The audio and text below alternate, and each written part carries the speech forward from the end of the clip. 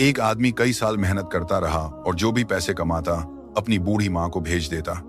उसकी माँ उनमें से अपनी जरूरत के कुछ पैसे रख लेती और बाकी सब गरीबों में बांट देती।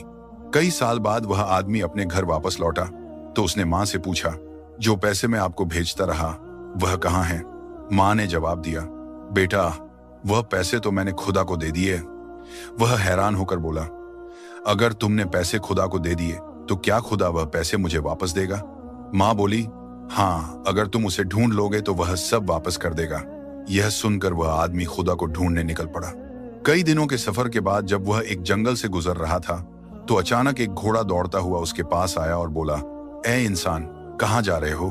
मुसाफिर ने जवाब दिया, खुदा को तलाश करने जा रहा हूँ। घोड़े ने कहा, अगर तुम्हें खुदा मिल जाए तो उससे पूछना कि मैं इतना कमजोर और डरा हुआ क्यों रहता हूँ। मुसाफिर ने वादा किया और आगे बढ़ गया।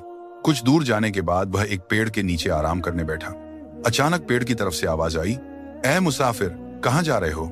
मुसाफिर बोला, खुदा को ढूंढने जा रहा हूँ। पेड़ ने कहा, अगर तुम्हें खुदा मिल जाए तो उससे पूछना कि मेरा तन्हा क्यों सूखता जा रहा है, मेरे पत्ते क्यों झड़ रहे हैं और मैं बेजान क्यों होता जा रहा हूँ। मुसाफिर ने पेड़ से भी वादा किया और आगे चल पड़ा। रास्ते में उसे एक दरवेश मिला।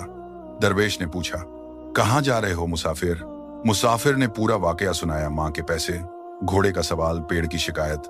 दरवेश मुस्कुराया और बोला, खुदा तो अभी कुछ देर पहले तुम्हारे पैसे वापस करने तुम्हारे घर की तरफ गया है और तुम जो सवाल लेकर आए हो उनके जवाब मैं तुम्हें दे देता हूँ। घोड़े से कहना, जब तक तुम पर कोई इंसान सवारी नहीं करेगा तब तक तुम इसी तरह कमजोर और डरा हुआ रहोगे। और पेड़ से कहना, तुम्हारे नीचे खजाना दफन है, जब तक वह खजाना नहीं निकाला जाएगा तुम हरा भरा नहीं हो सकते।